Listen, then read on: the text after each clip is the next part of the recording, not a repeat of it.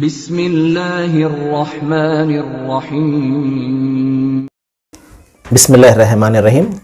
మిత్రులారా, ఈ రోజున మనము జిబాహ్ గురించి తెలుసుకుందాము. సహజంగా ఇది జపా అనే పరిభాషలో చాలామంది పిలుస్తూ ఉంటారు. ముస్లిమేతర సోదరులు జపా చేశారు ముస్లింలు అని చెప్పేసి పిలుస్తుంటారు, అంటుంటారు. ఇది జపా కాదండి, జిబా అంటే దాన్ని కోయడం అని అర్థం అనమాట. అలాగే హలాల్ అని కూడా అంటారు.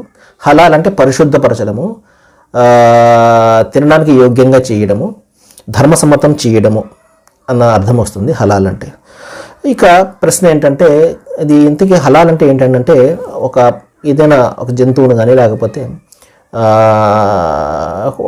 ఒక ఆహారాన్ని కోసేటప్పుడు, ఒక జీవిని కోసేటప్పుడు, కోడి కావచ్చు, ఏదైనా మేక కావచ్చు, దైవనామంతో కోయడం జరుగుతుంది. ఈ విధంగా ఎందుకు జరుగుతుంది అంటే, దైవం ఆజ్ఞాపించడం జరిగింది. అంతిమ దైవగ్రంథం ఖురాన్లో 4 విషయాలు తినడానికి నిషేధించాడు. అందులో ఒకటి ఏంటంటే రక్తము, పంది మాంసము, చచ్చిపోయినటువంటిది, దైవం పేరు స్మరించబడకుండా ఉన్నటువంటిది. కాబట్టి దైవం పేరుతో స్మరించబడినది మాత్రమే తినడానికి యోగ్యమైనది అని చెప్పేసి దైవం ఖచ్చితంగా నిర్దేశించాడు. కాబట్టి ఇది ముస్లింల యొక్క ధార్మికమైనటువంటి విధి, హలాల్ చేయబడినది తినడం అనేది. ఏం చేస్తారు కోసేటప్పుడు అంటే, బిస్మిల్లాహి అల్లాహు అక్బర్ అంటారు. బిస్మిల్లాహి అంటే సృష్టి ప్రభు అయినటువంటి ఆ దైవం అల్లాహ్ నామంతో అల్లాహు అక్బర్, ఆయన ఒక్కడు గొప్పవాడు. ఇదే ఈ 2 పదాలే చదువుతారు, కోయడం జరుగుతుంది.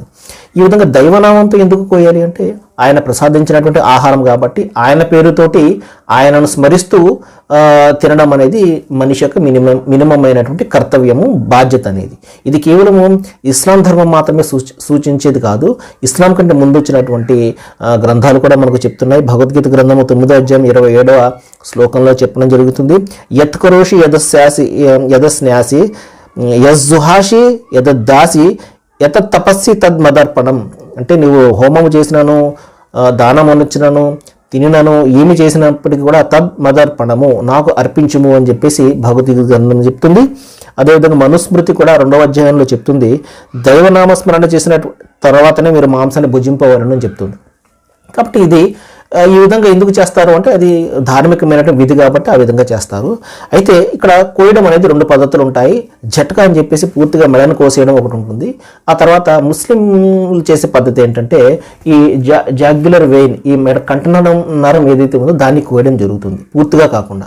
తద్వారా ఏం జరుగుద్దంటే, నొప్పిని తీసుకుని వెళ్ళే ఏదైతే నరాలు ఉన్నాయో అవి తెగిపోయి ఆ జీవికి నొప్పి అనేది తెలియదు. మరి కొట్టుకుంటుంది కదండి అంటే, కొట్టుకోవడం అనేది పంపింగ్, బ్లడ్ అంతా కూడా బయటకు పంపి చేయడం వలన కలిగే ఆ వైబ్రేషన్ తప్పించి అది నొప్పి వలన కలిగేది కాదు. కాబట్టి సోదర మహాశైలారా, ఈ విధంగా చేయడం వలన ఏం జరుగుతుందంటే, జట్కా వలన బ్యాడ్ బ్లడ్ అంతా కూడా జీవి యొక్క శరీరం ఉండిపోతుంది. కానీ ఎప్పుడైతే ఈ విధంగా ఈ నరం కోయడం వల్ల ఏం జరుగుతుందంటే, ఆ జీవి ఆ తన్నుకుంటూ ఉండడం వలన మొత్తం బ్లడ్ అంతా బయటకు వెళ్ళిపోయి ఆ మాంసం అనేది తినడానికి యోగ్యంగా మారుతుంది. ఇది సైంటిఫిక్గా ప్రూవ్ అయినటువంటి సత్యం కూడాను. కాబట్టి ఈ విధంగా ఈ జిబా అనేది ఇది ఒక ధార్మికమైనటువంటి విధి. ధర్మ నిబద్ధత గల వాళ్ళు ఇతరుల యొక్క ధర్మ పద్ధతులను వాళ్ళు గౌరవిస్తారు. కాబట్టి మిగతా వాళ్ళు పై అది విధి కాదు, కానీ ముస్లింలకు మాత్రం అది తప్పనిసరిగా ఆ విధంగా చేస్తేనే మాత్రమే వాళ్ళు తినవలసి ఉంటుంది. రండి ఇస్లాంలో తెలుసుకుందాము. సర్వేజన సుఖినో భవంతు. Thank you.